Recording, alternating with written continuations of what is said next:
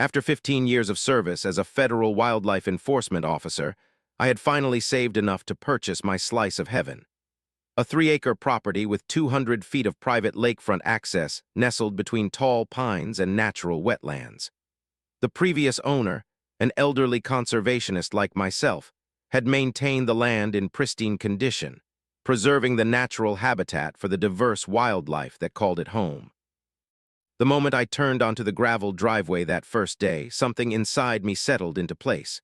No more temporary government housing. No more endless nights in roadside motels while tracking poachers across state lines. No more answering to dispatch at all hours. This land was mine. The paperwork was clear. The boundaries were legally established. The water rights were properly documented. I spent the first 3 days simply existing in the space. Sitting on the small dock at dawn, watching ospreys dive into the glassy surface of the lake, walking the property lines, nodding the perfect spots for trail cameras and potential hunting blinds for the coming season. The house itself needed work, faded cedar siding, creaking floorboards, outdated appliances, but the bones were solid. Like me, it had weathered many seasons but remained fundamentally sound. On the 4th morning, I decided it was time to introduce myself to the neighbors. Most of them lived in newer, more manicured properties that formed a loose semicircle around the northern edge of the lake.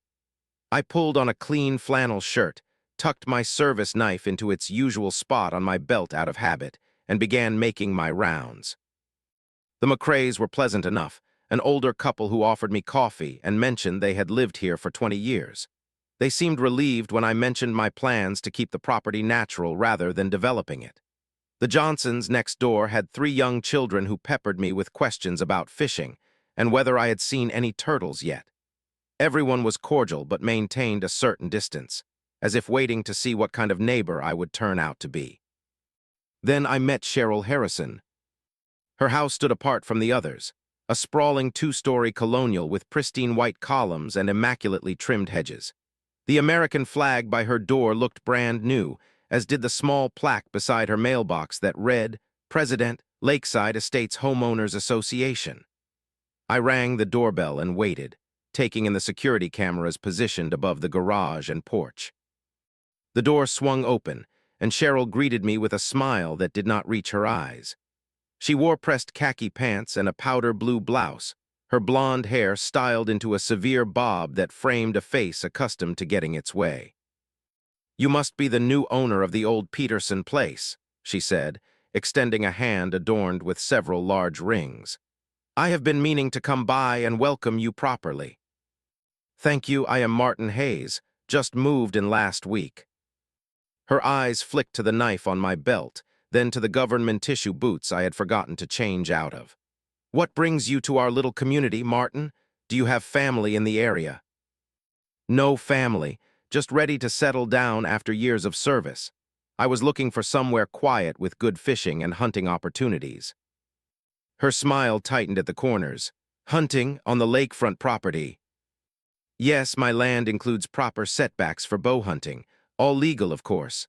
I have been in wildlife law enforcement for most of my career." Something changed in her posture then, a slight stiffening, a recalculation happening behind her eyes. "Well, we have very specific guidelines about activities that might disturb the peace or frighten residents. The HOA takes community safety very seriously." She handed me a thick binder with Lakeside Estates Homeowners Association guidelines embossed on the cover. "You will want to review these thoroughly before engaging in any unusual activities." I accepted the binder with a polite nod. "I appreciate your concern for safety. As a federal officer, that has always been my priority as well." "Federal officer?" She tilted her head, reassessing me. "Yes, United States Fish and Wildlife Service. I enforce conservation laws and protect natural resources." "I see." Her eyes narrowed slightly. "Well, even federal employees must abide by HOA regulations when they choose to live in our community. I am sure you understand." As I walked away from Cheryl's house, the weight of the binder in my hands felt ominous. Something told me this interaction was just the beginning, but I had faced down armed poachers and wildlife traffickers. One controlling HOA president did not concern me. My land was private. My rights were clear, and I had spent my entire career understanding exactly where the boundaries of law and authority truly lay. The morning air carried the scent of pine and lake water as I moved silently through the underbrush. 4:30 in the morning, first light just beginning to filter through the canopy. I had spent 2 weeks scouting the property, identifying game trails and natural corridors used by the resident deer population. Today marked the official opening of bow season, and I had every permit and license required by state and federal law. I adjusted my safety harness and climbed carefully into the tree stand I had installed the previous weekend, 30 yards from the water's edge, well within my property boundaries, and positioned with maximum visibility and safety in mind. My compound bow rested comfortably in my hands, a tool I had trained with extensively throughout my career. By 7:15, I had successfully taken a single doe. Clean shot, quick and humane. I field-dressed the animal efficiently, logged the tag information in both my personal records and the state wildlife application on my phone, and transported the harvest back to my property's designated processing area. Everything by the book, as I had done hundreds of times before, both professionally and personally. I spent the remainder of the morning setting up a new trail camera near a promising scrape line, then returned home satisfied with the productive start to the season. The venison would stock my freezer for months, and the camera data would provide valuable information about local migration patterns. The pounding on my door began at 2:30 that afternoon. I opened it to find Cheryl standing on my porch, arms crossed tightly over her chest, face flushed with what appeared to be genuine outrage. Behind her stood a thin man in glasses who she did not bother to introduce. "We have had multiple reports of weapons being discharged on this property this morning," she announced without preamble. "Several residents observed you carrying what appeared to be hunting equipment and a dead animal." I maintained my professional demeanor, the same calm presence I had developed through years of tense encounters in the field. "Good afternoon, Cheryl. Yes, I was bow hunting on my property this morning, which is completely legal according to state and federal regulations. I am properly licensed and followed all safety protocols." "This community does not allow hunting," she stated flatly. "It endangers residents and disturbs the peace." "I reviewed the documents you provided," I responded. "There are no provisions that restrict legal hunting activities on private lakefront properties with adequate acreage, which mine has. The property is not part of the subdivision proper, as it predates the development by several decades." The man behind her shifted uncomfortably, but Cheryl's expression only hardened. "You are mistaken," she said. "As HOA president, I am informing you that weapons discharge of any kind violates our community standards. I will be reporting this incident to the proper authorities." "I did not discharge any firearms," I clarified. "I was using a compound bow on private property in full compliance with all applicable laws. And as I mentioned when we met, I am a federal wildlife officer. I am intimately familiar with the regulations governing these activities." "That makes no difference," she snapped. "Your federal position does not exempt you from local rules. Expect formal notification of your violation." Before I could respond further, she turned on her heel and marched back to a white SUV idling at the end of my driveway. The man trailed behind her, casting an apologetic glance over his shoulder. True to her word, the next morning I found an official-looking notice affixed to my front door with HOA letterhead. The document cited me for engagement in dangerous activities, unauthorized weapons use, and violation of community peace standards.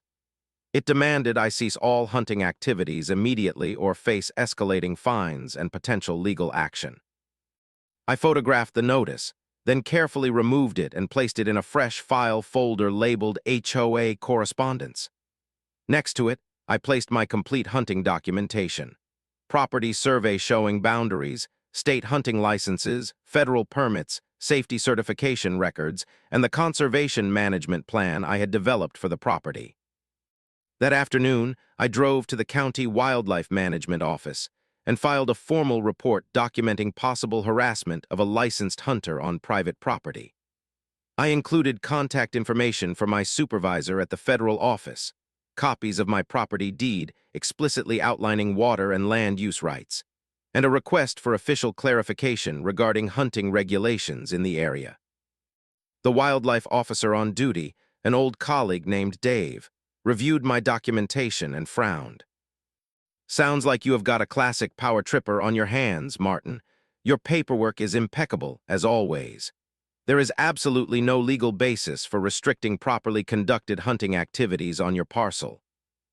"I figured as much," I replied, "but I want everything officially documented in case this escalates." "Smart move," Dave nodded. "Some of these HOA types think their bylaws somehow supersede state and federal law. They are in for a rude awakening when they push the wrong person." As I drove home, I decided to install additional security cameras around my property perimeter. If Cheryl wanted to play games, she would find I was exceptionally well prepared. 15 years of wildlife law enforcement had taught me to document everything, maintain strict adherence to regulations, and never underestimate someone backed into a corner. Dawn broke clear and cool exactly 1 week after my encounter with Cheryl.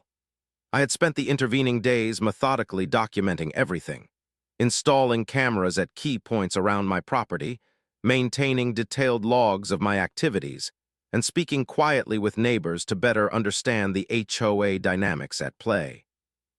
Today, I was conducting what we in the service call a conservation assessment, a systematic evaluation of the property's ecological health. I wore my usual field gear, olive drab pants, waterproof boots, and a khaki shirt with multiple pockets.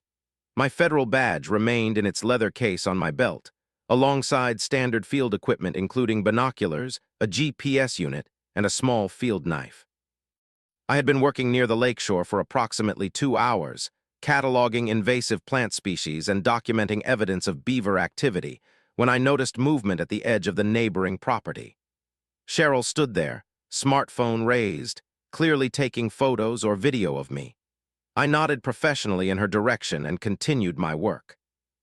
30 minutes later, I heard the unmistakable sound of sirens approaching. 2 county sheriff vehicles and 1 local police cruiser converged on the access road leading to my property, lights flashing. I set down my field notebook and stood calmly, hands visible at my sides, as the officers exited their vehicles with hands near their weapons. "Sir, please keep your hands where we can see them and identify yourself," called the lead officer, a sheriff's deputy with sergeant stripes. "My name is Martin Hayes," I replied clearly. "I am on my private property conducting a conservation assessment." "We received a 911 call reporting an armed individual making threatening movements near the lakefront," the sergeant continued, approaching cautiously. "Are you armed, sir?" "I am carrying standard field equipment, including a professional-grade knife," I answered. "I am also a federal wildlife officer. My credentials are in the case on my right hip. I am happy to provide them if you would like me to slowly reach for them." The sergeant's posture changed subtly. "Please proceed slowly." I carefully retrieved my federal badge and ID, holding them out for inspection.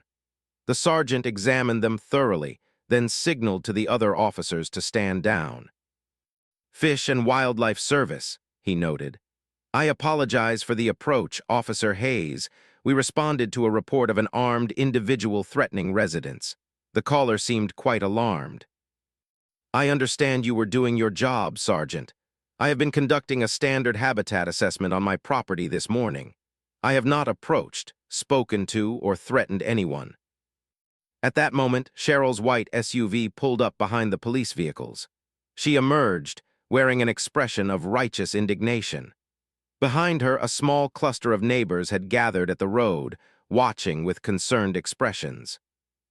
"That is him," she called out, hurrying toward the officers. "I told you he was out here with weapons. He has been stalking around the lakeshore for hours." The sergeant turned to face her. "Ma'am, did you place the 911 call?"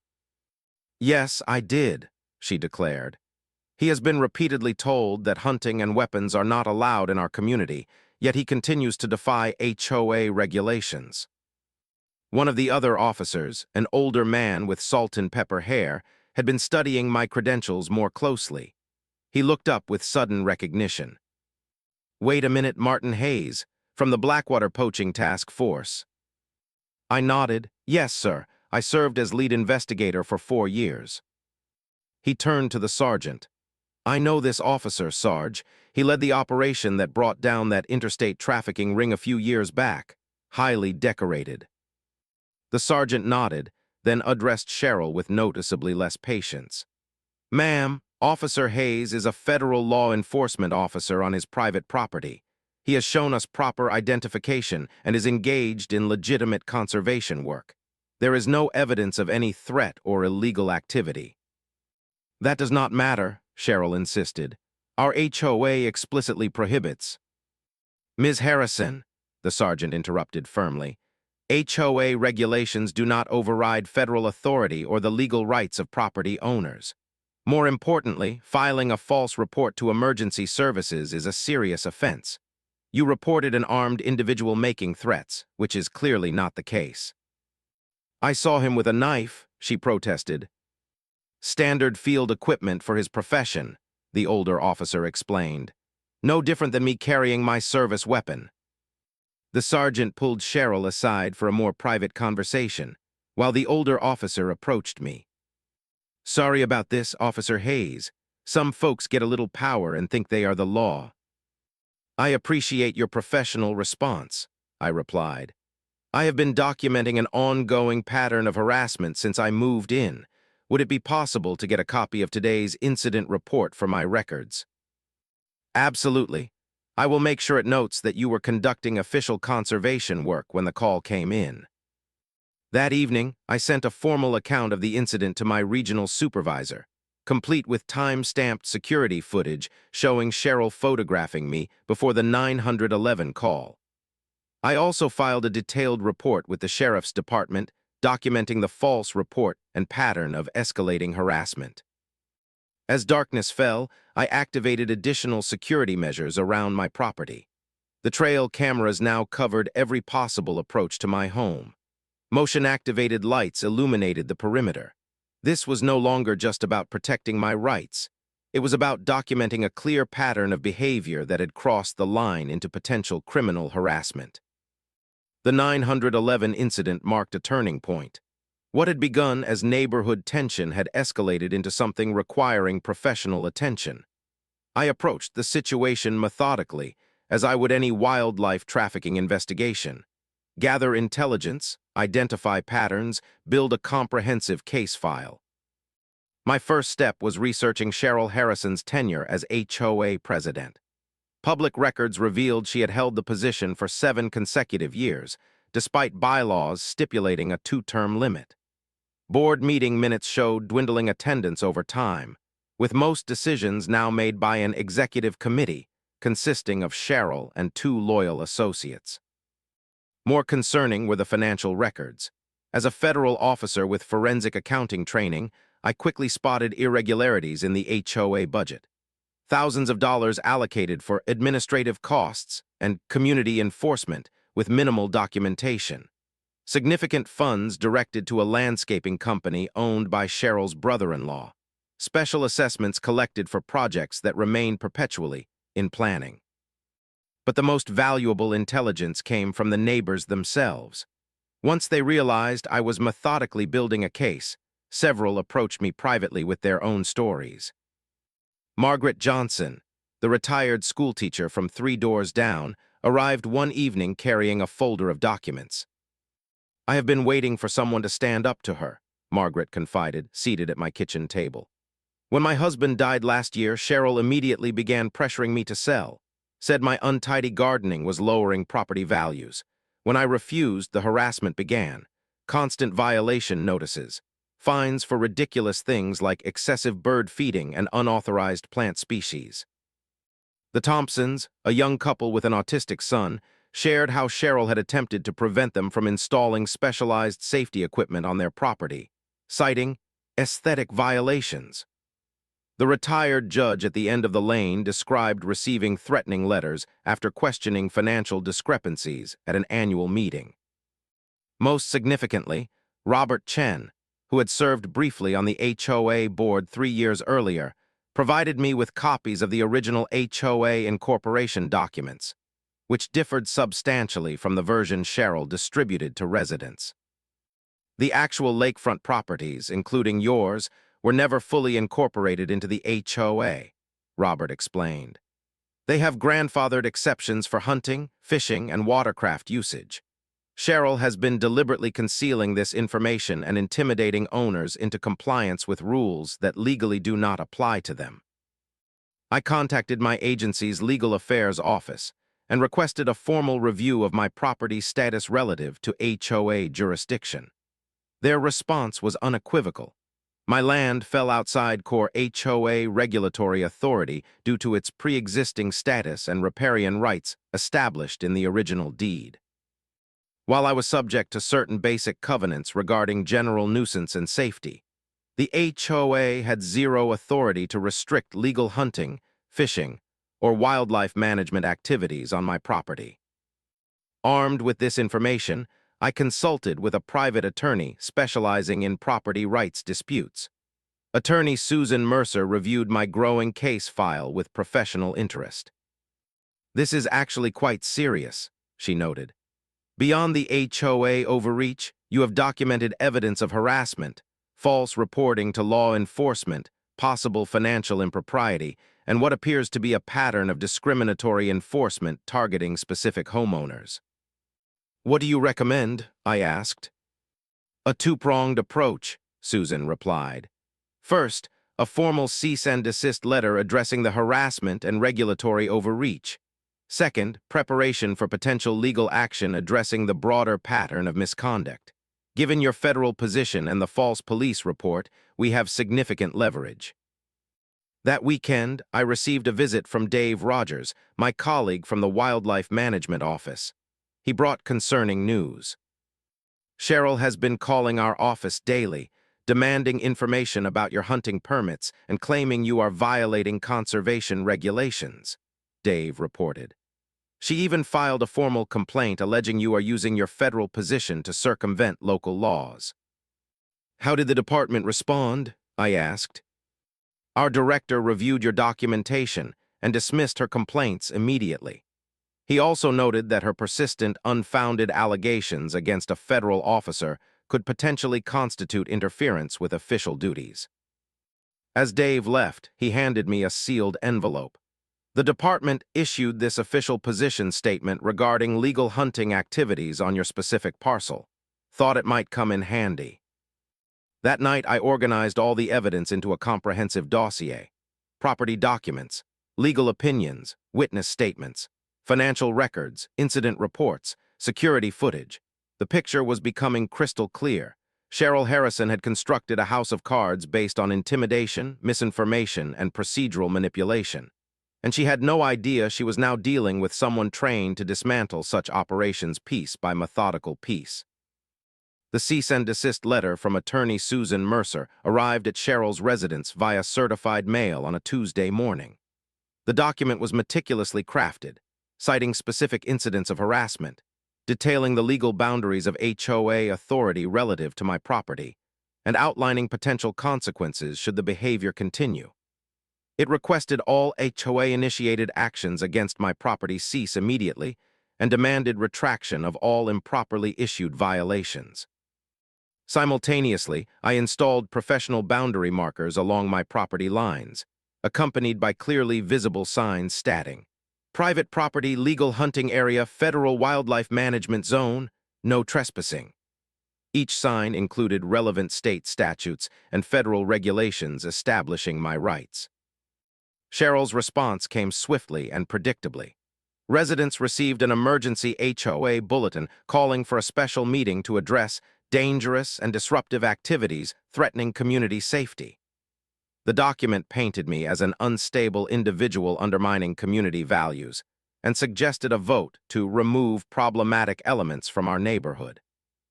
On the evening of the meeting, I arrived precisely on time, accompanied by Attorney Mercer and carrying a leather portfolio containing our complete case documentation. The community center room fell silent as we entered. Cheryl stood at the front, flanked by her two loyal board members, a presentation titled Maintaining Community Standards projected on the wall behind her. "As this meeting concerns actions against my client's property," Susan announced professionally, "we will be recording these proceedings for legal documentation purposes." Cheryl appeared momentarily flustered but quickly recovered. "This is a private HOA matter. Outside attorneys are not permitted to." "As a homeowner being specifically targeted by agenda items in this meeting, I have every right to legal representation," I interjected calmly. "Furthermore, as this is not a private board meeting but a community-wide session, any resident may bring guests." Several neighbors nodded in agreement. I noted Robert Chen, Margaret Johnson, and several others I had spoken with positioned strategically around the room. Cheryl attempted to control the narrative, describing me as a troublemaker who refused to abide by community standards.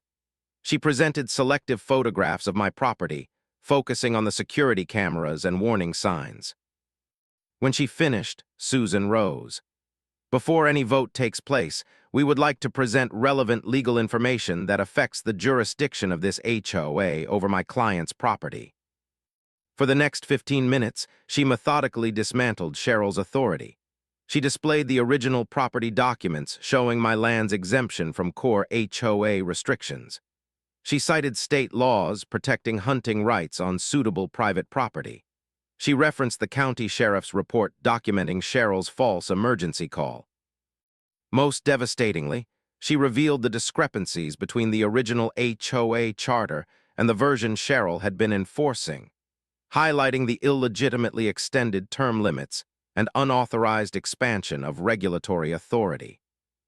"In summary," Susan concluded, "any attempt to restrict my client's lawful activities on his property represents an overreach of HOA authority and potentially constitutes harassment, which we have already documented extensively."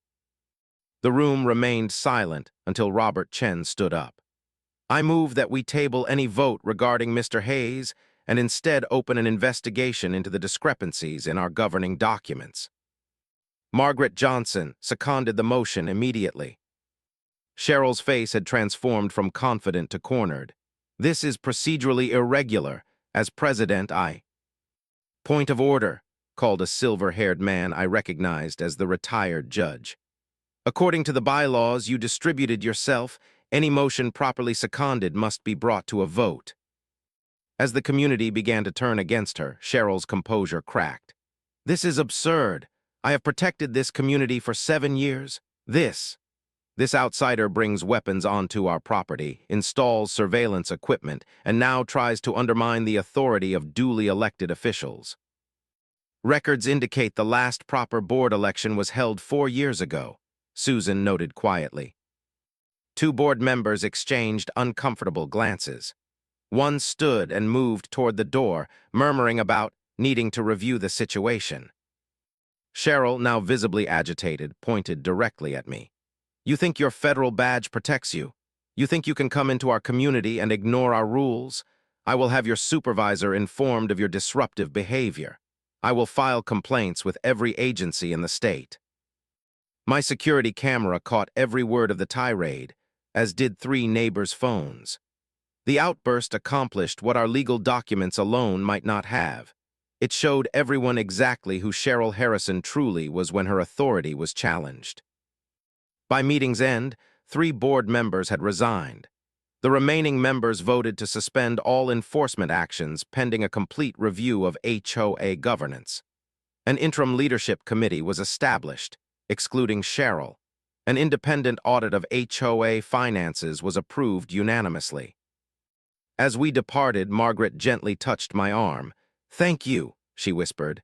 "Some of us have been waiting years for someone who could stand up to her."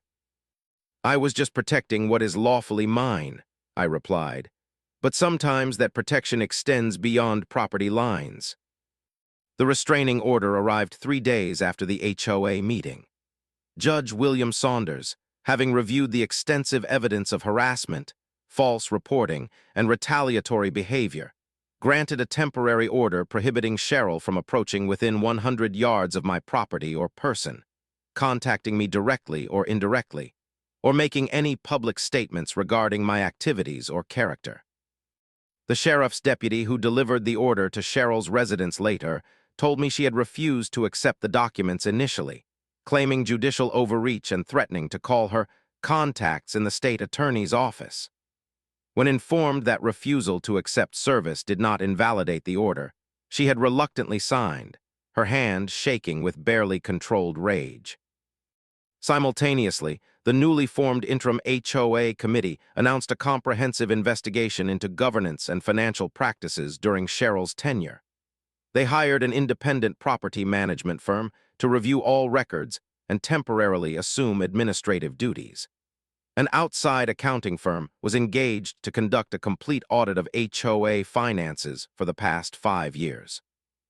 Initial findings revealed troubling patterns: selective enforcement of rules targeting specific residents, unauthorized amendments to bylaws without proper community votes, financial discrepancies involving tens of thousands of dollars in unexplained administrative expenses, special assessment funds diverted to projects benefiting properties owned by Cheryl's relatives and associates.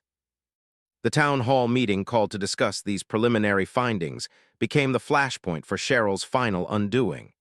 Held at the community center and open to all residents, the meeting was being live-streamed for homeowners unable to attend in person. I sat quietly in the back row, observing as the interim chair methodically presented evidence of mismanagement and potential malfeasance. 20 minutes into the presentation, Cheryl burst through the doors, her face flushed, her normally immaculate appearance noticeably disheveled. "This is a witch hunt," she announced, striding down the center aisle. "These so-called findings are nothing but manipulated data presented by unqualified individuals with personal vendettas against proper community governance." The interim chair, a retired corporate attorney named Michael Brennan, remained composed. "Ms. Harrison, while we appreciate your attendance, this is an informational meeting for the community. If you have specific objections to the findings, there are proper channels to—" "Proper channels?" Cheryl interrupted, her voice rising. "Like the channels that wildlife officer used, bringing in outside lawyers, making false accusations, turning neighbors against each other. Is that what this community wants?" Several people shifted uncomfortably in their seats. The livestream camera operator zoomed in on Cheryl's increasingly agitated demeanor. "For 7 years, I have protected this community from exactly this kind of outside influence," she continued, gesturing wildly. "People who move in with their guns and their federal badges, thinking the rules do not apply to them. People who undermine community standards with their hunting and their accusations." Michael attempted to redirect the meeting. "Perhaps we should take a brief recess." "No more recesses, no more secret meetings, no more conspiracies against legitimate authority." Cheryl's voice had risen to a near shout now. "You want to know where the money went? It went to protecting your property values.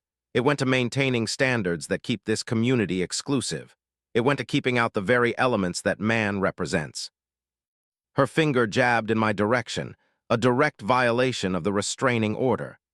2 sheriff's deputies stationed discreetly near the entrance moved forward. "Ms. Harrison," one stated firmly, "you are currently in violation of a court order. I need you to step outside with us immediately." The realization that she had publicly violated a legal restriction seemed to finally penetrate Cheryl's rage. Her expression shifted from righteous indignation to something approaching panic as the deputies escorted her from the room. The incident, captured in its entirety on the live stream, spread rapidly through local social media channels. By evening, the video had been viewed thousands of times, accompanied by comments from current and former residents sharing their own experiences with Cheryl's leadership style. The following week brought a cascade of formal consequences. The restraining order was extended for a full year. The county prosecutor opened an investigation into potential misuse of HOA funds. 3 former board members came forward with sworn statements about being pressured to approve unauthorized actions. The state HOA Regulatory Board initiated a review of Lakeside Estates governance practices. Most significantly, I received a formal letter of apology from the interim HOA committee. acknowledging the harassment I had endured and confirming that my property rights had been improperly challenged. They requested my professional input on developing sustainable wildlife management practices for common areas around the lake, a gesture of reconciliation and respect for my expertise. My supervisor at the regional office called to commend my handling of the situation. "You managed a potentially explosive situation with the restraint and professionalism we expect from our officers," he noted. "The documentation you maintained will serve as a training example for dealing with complex jurisdictional disputes."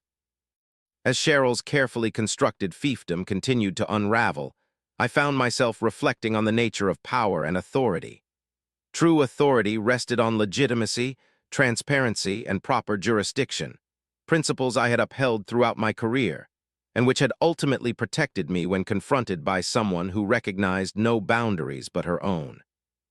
The lake's surface reflected perfect blue sky as I cast my line into the deepening shadows near the eastern shore.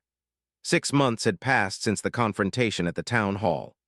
The rhythms of the natural world continued undisturbed, ospreys diving for fish, deer emerging at dusk to drink from the sheltered coves, beavers methodically constructing lodges along the quieter inlets. "Nice afternoon for fishing," called a voice from the adjoining property. Robert Chen approached along the shoreline, carrying a folding chair and what appeared to be a small cooler. "Water is clear today," I replied. "Fish are staying deep, though." "Mind if I join you for a while? Brought some local brew you might appreciate." Over the past months, such casual interactions had become commonplace. The invisible barriers Cheryl had cultivated between neighbors gradually dissolved, replaced by genuine community. Residents now felt free to ask questions about wildlife conservation, property rights, and legal boundaries without fear of retribution. The transformation of the HOA had been equally profound. Following the complete audit and investigation, the community voted in an entirely new board with term limits strictly enforced. Financial transparency became paramount, with all expenditures published monthly. Most importantly, the governing documents were reformed to accurately reflect the legal status of all properties, with clear delineation of HOA authority. I had hosted a lakeside cookout the previous weekend, a simple gathering with grilled venison from my fall hunt, locally caught fish, and conversations that stretched into evening. Neighbors who had once viewed me with suspicion now sought my advice on environmental conservation practices for their own properties. James Wilson, who had reluctantly served on Cheryl's board for one term, had pulled me aside during the gathering. "I need to apologize," he said quietly. "I knew some of what she was doing was questionable, but she convinced us all that maintaining strict control was necessary to protect property values. She made it sound like anyone questioning her methods was threatening everything we had built here." "Fear is a powerful motivator," I replied, "especially fear of losing something valuable." As for Cheryl herself, she had sold her property and relocated to another state following the multiple investigations into her conduct. The criminal charges related to financial impropriety had been resolved through a restitution agreement, the terms of which included her permanent removal from any HOA leadership position. Robert interrupted my reflections, raising his bottle slightly. "To peaceful waters." I nodded, acknowledging the toast, "and clear boundaries." "You know," Robert mused, "some of us have lived here for years without ever really understanding our own rights. It took someone with your background to show us what was possible." "I just applied what I learned through my career," I replied. "The balance between conservation and legitimate use, the importance of proper jurisdiction, the power of methodical documentation." As the sun began its descent toward the western tree line, I reflected on the lessons of the past year. Sometimes the most effective response to overreach was not confrontation, but calm, persistent adherence to lawful boundaries. Not raising your voice, but knowing precisely which documents to present. Not making threats, but methodically building an irrefutable case. The surface of the lake rippled as a fish struck at an emerging insect. Nature itself operated according to ancient, immutable laws. laws that no self-appointed authority could override with manufactured rules or intimidation tactics. In both wilderness and community, understanding those fundamental laws was the true source of power. I cast my line once more into the deepening evening waters, at peace on the land that was rightfully mine.